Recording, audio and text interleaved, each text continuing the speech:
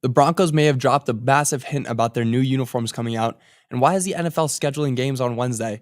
This is your Denver Sports Daily for March 27th. Let's go. Taking you through your morning headlines, it's Denver Sports Daily with Rachel V. Hill. Did the Broncos hint at their new uniforms yesterday? Take a look at this. A photo of the new draft hat was released by the Broncos yesterday. The hat has the same color schemes that the Broncos already use, but also has a Colorado flag brandished on the side. And we know that they said in a recent interview that they want to have elements of Colorado in the new uniforms, but want to stick with the same colors. So this may be a kind of hint about where they're looking to go in the future with their new uniforms. The NFL will schedule a doubleheader on Christmas Day, which takes place on a Wednesday this year. This is just the third time an NFL game has taken place on a Wednesday in 75 years.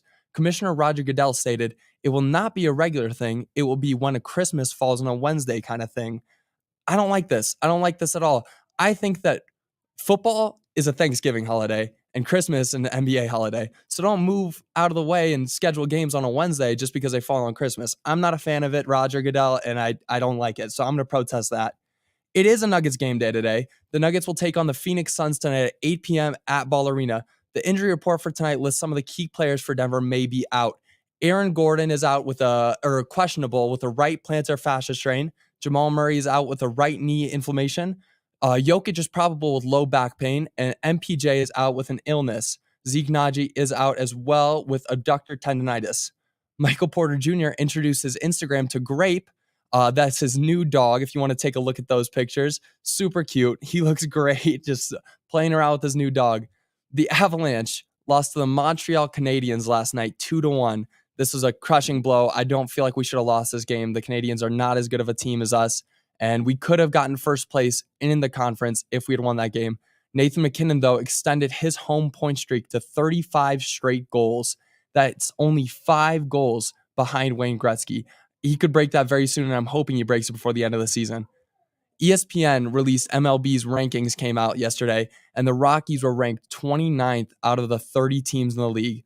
The odds makers have set Colorado's win total to 59.5 wins. I have nothing to say about that. That's incredibly bad. I don't know when the Rockies will ever be good.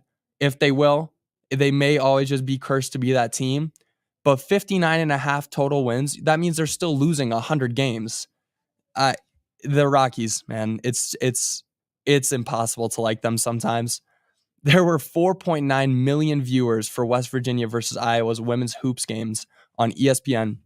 Now, this begs the question, could we see the most watched CU game in history on Saturday? And that's a crazy question to ask because the CU men's football team was absurd. We got Deion Sanders, Shadur Sanders, Travis Hunter, Shiloh. All of them were must-see TV. But Caitlin Clark and CU are matching up for a rematch of last year on Saturday in the Sweet 16, and it could blow them out of the water for how many viewers we see. Maddie Nolan, who is the only player on the Buffs roster who has ever beaten Clark, spoke about the upcoming matchup. Take a listen. A little bit more. Yeah, definitely. I mean, obviously she's a great player, has the scoring record for a reason, and I think not only that, but they surround her with really good players. I remember obviously at Michigan she's definitely a focal point, but they also had Cesano and Martin and Marshall are also great players. So I think just trying to contain everyone else. Caitlin's probably going to get hers. You can try to contain her, but there's no really telling of how many points she's going to have, right? But just coming in, they play tough. I watched them play last night, and they're crashing the O boards. They have that toughness in them, and I think that's going to be a really fun matchup for us. The NFL is deciding between the Browns or the Packers to match up against the Eagles in Brazil next season. The Browns haven't played overseas since 2017, and the Packers haven't since 2022. A decision in which opponent will take on Philly in Brazil is expected to be announced soon. I'm very excited for this game. I know Rachel said she doesn't like the international games. I love them. I think it's great. I want the NFL to keep expanding. I want them to keep going to different countries, and I'm hoping, I've had talks with many people about, why is there not talks about NFL teams in Hawaii and the UK? And within the next 5 years, I'm a firm believer that we will see teams in those places because why not? There's no reason why we shouldn't. We got week-long breaks in between games. That's time to adjust. So I'm all for it. The Packers, on the other hand, not a fan of them. I would love to see the Browns and Phillies play or Eagles play, but that would be a great game. No, I don't want to see the Packers there. I think they're too young of a team. I don't think they've done much. But the Browns, I think, would be a fun game to see face Philly. But that's going to do it for your Denver Sports Daily. I do want to go check out the comments because I always love doing that. Mel, Joey, at least Nate extended his home point streak last night. 35 straight now is insane. It is. And he scored that within the first 50 seconds. I was like, is he just going to go off tonight? I wish that he did, but I don't know what happened. They just fell asleep out there. And if you let the Canadians put up 2 goals on you unanswered, it's pretty bad. Yeah. Look out, Gretzky. Yeah, that's right. Sup, Joey? Sup, Lawrence? Can't break that. Joey, you can't break the season point streak before the end of the season because he can only play 1 game at a time. He needs to score a point at every home game. Doesn't matter how many points. That's very true. I guess I'm not really realizing that we're really close to the end of the season.